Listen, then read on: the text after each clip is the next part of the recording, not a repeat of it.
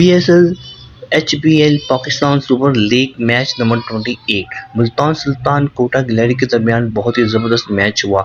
मुल्तान सुल्तान ने पहले टॉस जीतकर पहले बैटिंग करने का फैसला किया। मुल्तान सुल्तान की तरफ से सबसे ज़्यादा स्कोर यासिर ने बनाए, जिन्होंने 45 रन बनाए 25 बॉलों पे।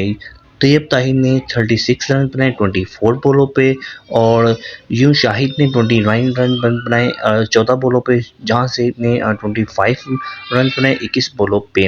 दोस्तों यहाँ पे बताया जाता है कि 20 ओवरों पे मुल्तान सुल्तान ने 185 रन दिए 7 विकेटों के नुकसान पे। अगर हम बात करें कोटा गिलहरी, तो कोटा गिलहरी बहुत अच्छी उन्होंने बैटिंग की। कोटा गिलहरी की तरफ से मोहम्मद नवाज ने 67 रन बनाए और नेट आउट किए 38 बॉलों पे। हनीफ ने 51 रन बनाए 26 बॉलों पे और सऊद ने 18 रन बनाए 24 बॉलों पे। यूं 190 रन बनाए। अगर हम बात करें कि कोटा गिलहरी ने 2 विकेटों पे से ये मैच जीता है। उनके 8 आउट हो गए थे, लास्ट ओवर तक ये मैच जाता रहा था।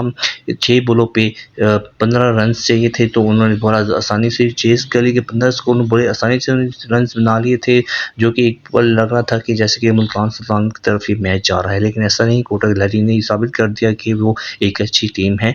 यूं कोटा गिलहरी ने अपनी जगह बना ली है सेमीफाइनल पे और मुल्तान सुल्तान तो वैसे भी बाहर थी, वो बाहर ही है। दोस्तों अगर मेरे चैनल पर नए हैं तो चैनल को लाइक कर दे, सब्सक्राइब कर ताकि मेरा हर वीडियो आपको मिल सके। दुआ में याद रखें, अपना ख्याल रखिए। अल्लाह हाफिज़।